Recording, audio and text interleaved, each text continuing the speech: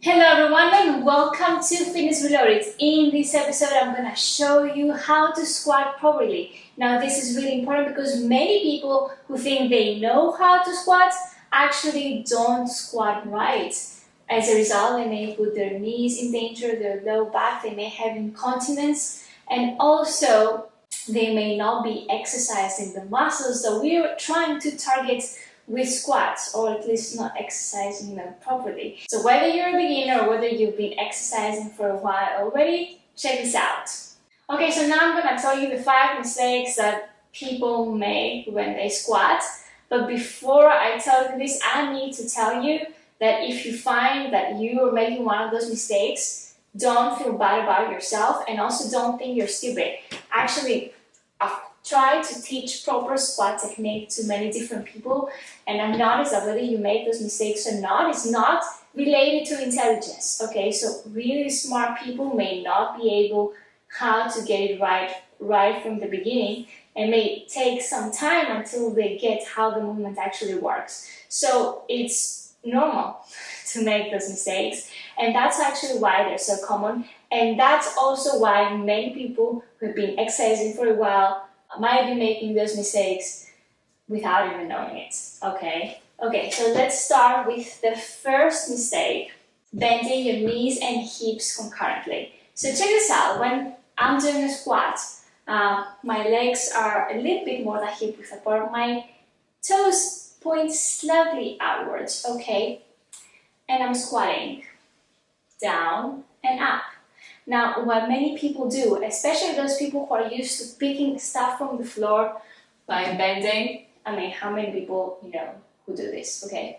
Especially those people, they may confuse the action of bending your knees in order to squat with the action of bending your hips in order to reach down. So you find that this mistake is very common among seniors, and also, as I said before, the people who are used to doing this to pick stuff from the floor. Okay, so usually what they do something like this. They bend their hips and then they start bending their knees. Like they do something like this, which is not the right way to do it, because we want you to bend your knees. Your hips are naturally going to bend so that you take your seat down to the floor.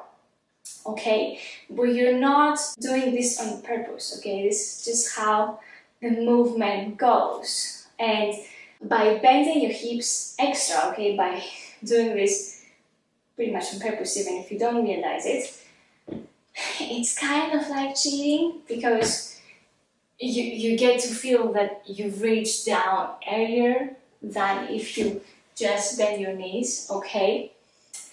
But usually it happens because of habit, okay? It's a habitual movement. As I said, if you're used to bending down to pick stuff from the floor up, then you might be doing it. So you need to be mindful, okay? Are you bending hips and knees concurrently, or are you bending your hips first and then at some point bending your knees? Now, mistake number 2. When you are bending down into a squat, make sure that your knees don't go in front of your toes. So here's how this looks like. When you're bending down, your knees should not go in front of your toes. Now, this is not an absolute rule. If you're tall or if you have very long lips, it might actually be a bit better for your particular anatomy to take your knees slightly at the front of your toes, just slightly, because this is gonna help transfer some weight from your low back to the knees. So yeah, you're straining your knees a little bit more, but you're taking pressure off the low back. But this applies to tall people. Some people who make this mistake don't realize they're making it, and once you tell them they're doing it, then they are able to correct their form. But for some people, this is especially hard, and part of it is fear of falling.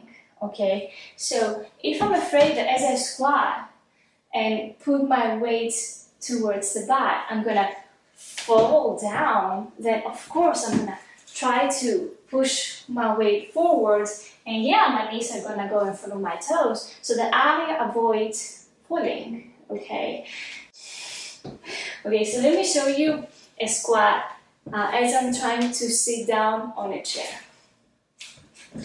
Okay, I'm squatting down, and notice that my knees don't go in front of my toes, okay?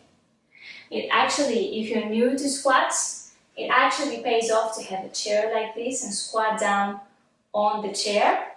These things will help you get used to the movement, okay? So just squat down on the chair and sit, okay? This way, the chair is here to protect you, and especially if you have somewhere to hold on to, even better, okay? Because you don't want your fear to get in your way. Now, this point about moving knees in front of your toes brings me to my next point, which is lifting heels off the floor, okay? So here's how it looks like. You squat down and you lift your heels, or some people do it like this. That's how they're trying to squat. They lift their heels. Okay, so notice, obviously, knees go in front of toes and heels come off the ground. Now, heels should never come off the ground. Like, this is an absolute rule. Similarly to what I said before, this might be caused by fear of falling.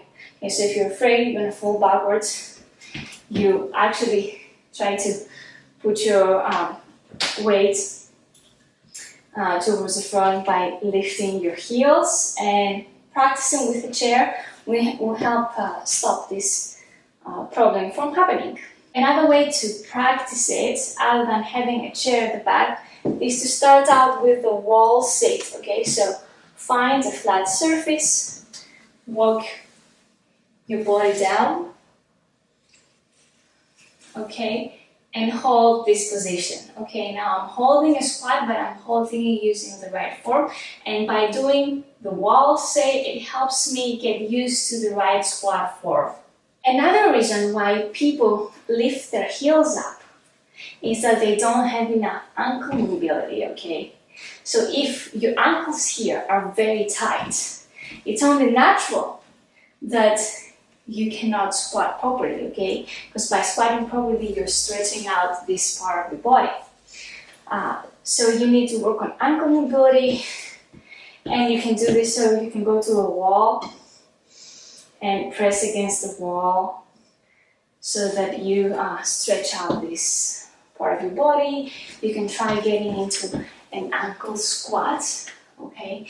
Most likely you're gonna be here if you don't have ankle mobility, so it's gonna take you some time to be able to put your heels on the floor, but that's also very useful if you are having this issue with your heels coming off the ground.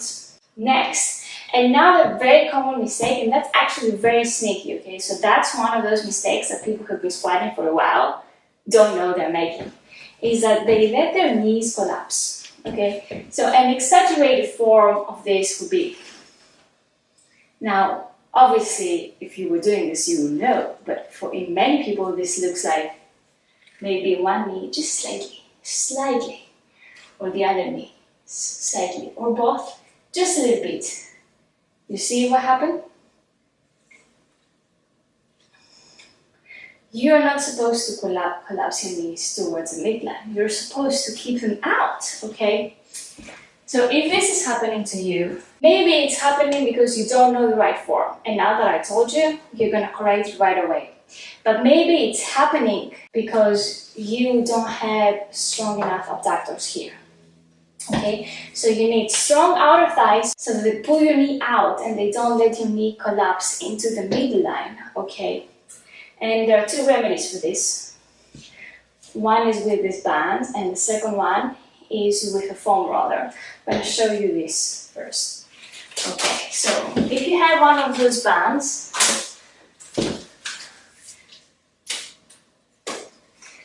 place it just above your knees. Okay, get into a position with your heels a little bit more than hip width apart, okay? And now squat. notice that by having this band here, this band is trying to make my knees collapse like that. So it forces me to hold my knees outside, okay? So this is a very easy way to teach myself not to do this, okay?